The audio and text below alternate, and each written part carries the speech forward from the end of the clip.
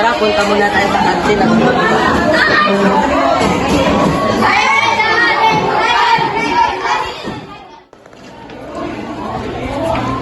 pabili po ng popcorn. May chika ko sa'yo, be. Ano yun? Punta muna tayo doon.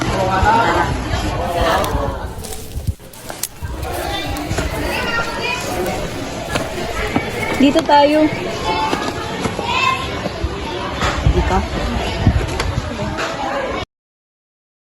Chika ko sa'yo, be. Magkinig ka, ha? Sige.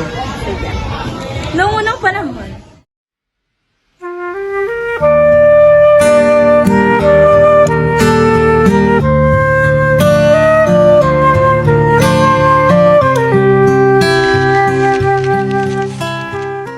sa isang kaharian sa Tondo ay may isang dalagang maganda at matalino. Siya ay si Sharay.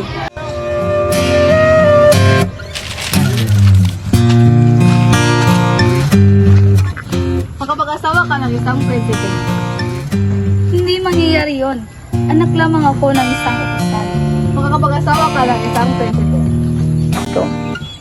Makapag-asawa ka ng isang president. Sino ka? Parang nakita na kita dati. Pero ang iyong kasuotan na hindi ganyan. Tunay ka makapag-asawa ng isang dughong bughaw, Sharay. Ako? Ngunit isa lamang kong pangkaraniwang tao. Hindi ako dughong bughaw. Kaya paano naman ako makakapag-asawa ng isang prinsipe? Sandali lang.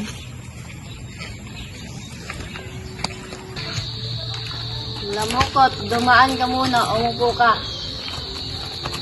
Salamat. Ano ang may paglilingkod ko sa iyo, kaibigan? Bago ka dumaan sa palasyo, kumain ka muna na mainit na sopas na niluto ng aking anak. Di ako tatanggi. Masarap ang luto ng anak mo. Sharay, Yes pa, ma? paglabas ka ng sopas para kay Lamukot. Sige po. Bakit wala pang nakapilang manliligaw ang anak mo? May napili na ba si Sharay? Wala. Lahat sila oorong kapag natuklasan nila ang talino ng aking anak. Mga duwag at matatakotin ng mga yon. Masasambat makakatapat din ang karapat-dapat na lalaki ang anak mo. Ito ho. Maraming salamat. Hinto muna tayo, nakakapagod na. Sharay, maaari ba akong umakyat sa bahay niyo mamayang gabi? Walang hagdanan ng aming bahay, kaya wala kang aakyatin. Hindi yun ang ibig kong sabihin. Alam ko ang ibig mong sabihin.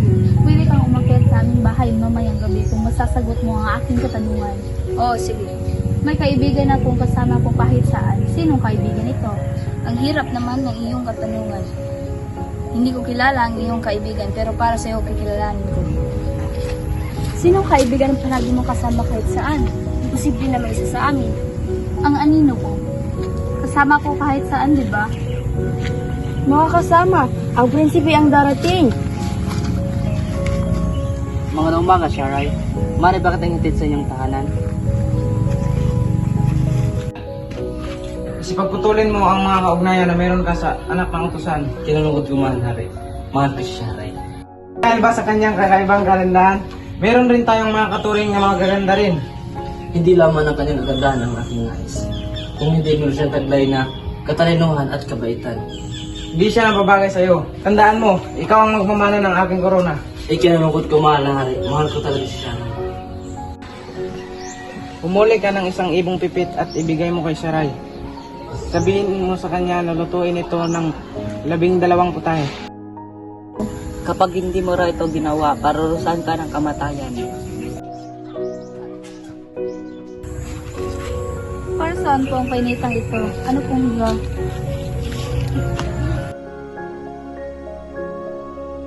Nailuto mo na ba ang 12 putahe na Kritis binibini? Hindi pa ako mahal na hari. Gusto ko kung saan nang gawin ninyong 12 pinggan at pananok itong painita ko upang may lagyan at may kuha ko ang 12 putahe na hinihingi ninyo. Buti ka na mapahamak dahil sa akin. Wala kang kasalanan, mahal na prinsipe. Hindi mo hawak ang isip ng mahal na hari. Pero di dapat tayo pigilan. Bawal magbahala ng tulad natin hindi magkauri. Isang bagay na hindi ko manidahan at masangayunan, walang makabigil sa naramdaman ko sa iyo.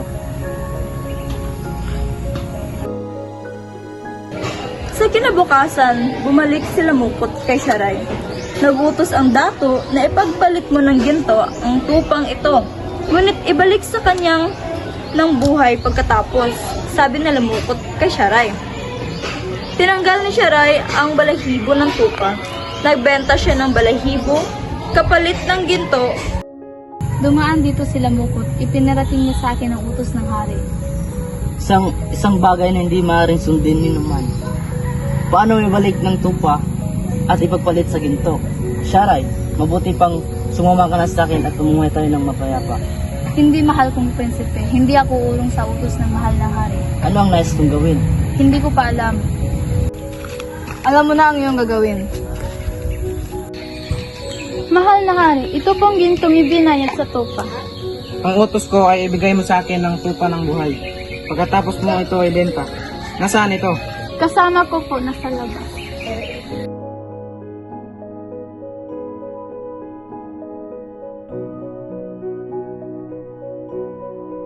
Pinatay ni Sharay ang alagang baboy sa banig ng kanyang tatay. Uy, Sharay, tapusin mo lahat ang labahin mo kung meron pa sa inyo. Ubusin mo na kasi maliligo bukas ang mahal na hari. Nabukasan, pumunta siya sa ilog at naglaba sa kanyang banig na puno ng dugo. Galit na galit ang dato dahil nakita niyang dugo sa ilog. Bakit ka naglalaba ng banig? Hindi mo ba alam na ipinagbawal ko ito ngayon? Sabi ng dato kay Sharay. Paumanhin ko, mahal na dato. Ngunit nanganak ang aking tatay sa banig at kailangan kong labhan ito, sabi ni Sharay sa dato. Hindi maaaring manganak ang lalaki, sabi ng dato. Hindi rin magkaroon ng gatas ang lalaking kalabaw, sabi ni Sharay sa dato. Hindi nakaimik ang dato. Tinahanga mo ako, Sharay, sa iyong katalinuhan. Kung ikaw ang magiging asawa ng aking anak, malaki ang maitutulong mo sa pamamalakad ng bayan na ito. Ihanda ang palasyo para sa pag-iisang dibdib ni Prinsipe Arando at ni Sharay.